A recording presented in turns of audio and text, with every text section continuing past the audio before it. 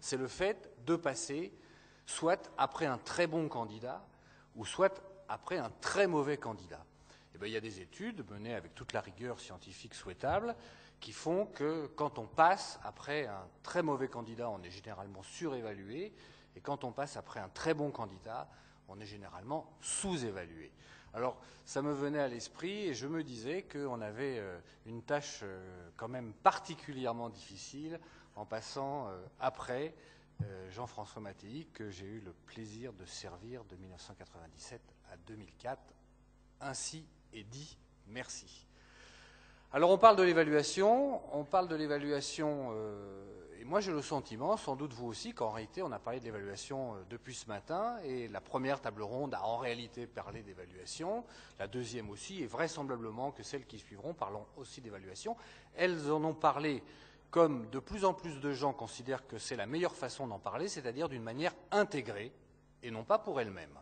Eh bien on va continuer d'en parler de manière intégrée, d'abord avec des professionnels qui ont, dans un milieu non médical, non sanitaire, intégré cette évaluation à leur pratique, et puis on va en parler avec notre collègue Fergus Macbeth, qui représente ici le NICE, de l'évaluation intégrée à un autre système de santé, encore qu'il y ait quelques analogies grandissantes en réalité, qui est le système du NHS britannique. Premier intervenant, pour nous parler de cette évaluation, et qui concilie à la fois l'art, la compétence individuelle et également le travail d'équipe, dont on voit bien que c'est le chemin sur lequel nous dirigeons, Michel Guérard, qui tient à se faire identifier comme cuisinier.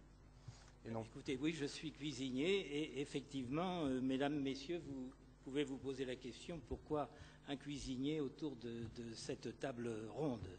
Je reprendrai les paroles de Roland Quérol ce matin. Eh bien, je me considérerais comme un peu l'imposteur, le touriste ou l'iconoclaste de service.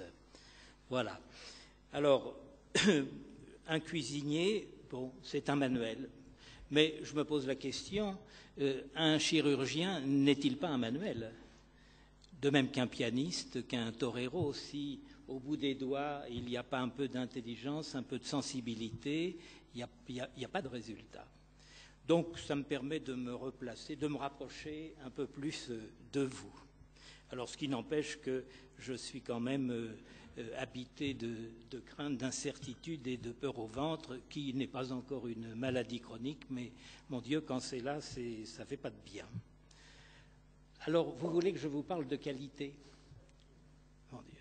Qu'est-ce que la qualité? Je n'ai pas regardé la définition dans le dictionnaire. Ce que je sais, c'est que la qualité dans un métier comme le nôtre, et je reviendrai d'ailleurs sur ce que je viens de dire précédemment, je parlais du pianiste, du cuisinier, du torero, qui ont cet avantage sur le chirurgien, c'est d'être tout de même remarqué par les médias. Et à partir de ça, de bénéficier d'une certaine notoriété, ce que malheureusement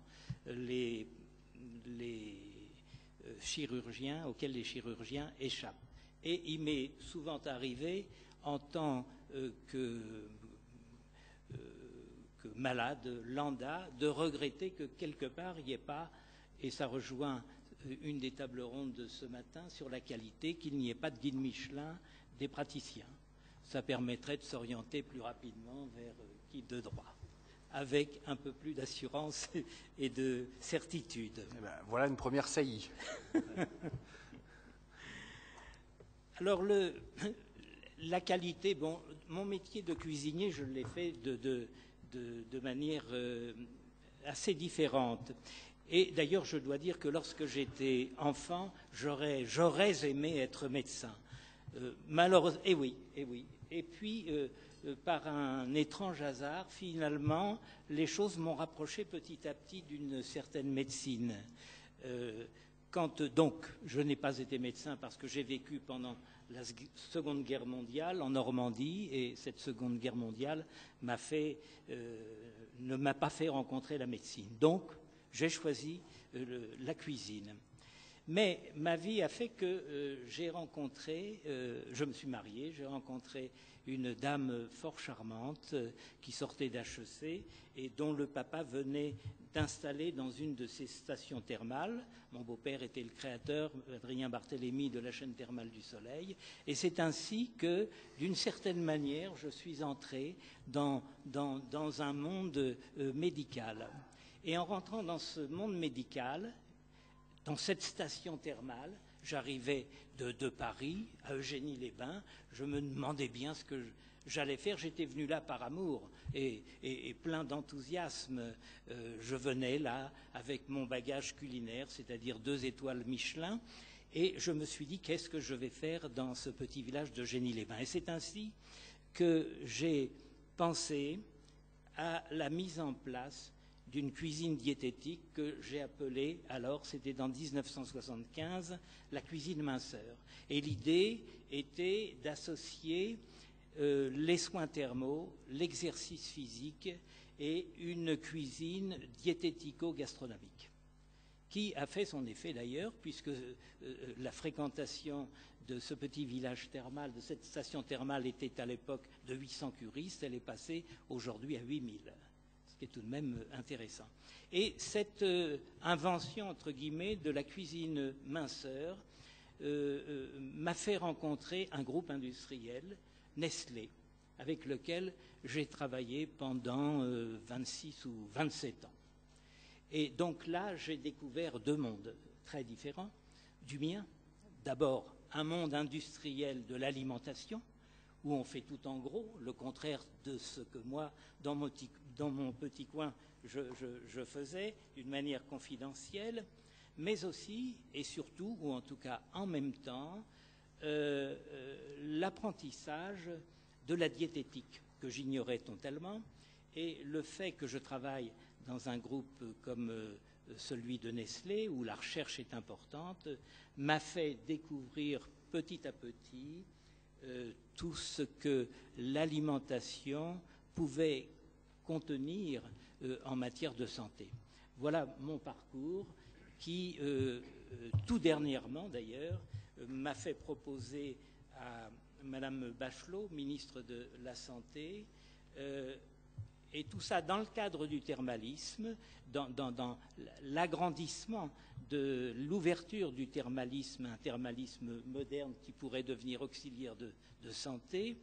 J'ai proposé la mise en place ce que j'ai appelé ce jour-là une école de cuisine de santé, qui va prendre, je crois, un autre nom comme Institut national de formation en cuisine de santé, avec un diplôme interuniversitaire. Voilà où nous en sommes aujourd'hui, l'idée étant que le thermalisme participe, et ça a été évoqué très souvent de fois, à la prévention et à l'éducation thérapeutique, mais cette cuisine aussi, bien évidemment, et là on rejoint la qualité, devrait conséquemment être apprise par les gens qui ont pour mission, par exemple, de réaliser la cuisine hospitalière, assez médiocre, de même que celle de collectivité. Nous parlons qualité, pardonnez-moi cette chute, mais c'en est une qui en vaut bien d'autres. Donc on voit bien qu'à l'intérieur de ce discours fait tout de douceur, il y a des accidents en quelque sorte qui montrent toute l'importance que peut prendre l'évaluation dans les activités que vous nous avez citées. On reviendra en particulier vers vous, Michel Guérard, pour faire peut-être un peu plus encore le rapport entre la compétence individuelle, voire le talent individuel, et puis ce qu'apporte une équipe qui suit des procédures. Je me tourne maintenant vers des industriels, et d'abord Thierry Bourquin à ma gauche, et puis Jean-Louis Andrieux à ma droite. Thierry Bourquin, qui représente ici Sanofi, et qui a toute une série de choses à nous dire sur la manière dont un grand industriel du médicament assure, au moyen de l'évaluation, toute une série de standards de qualité sur ce produit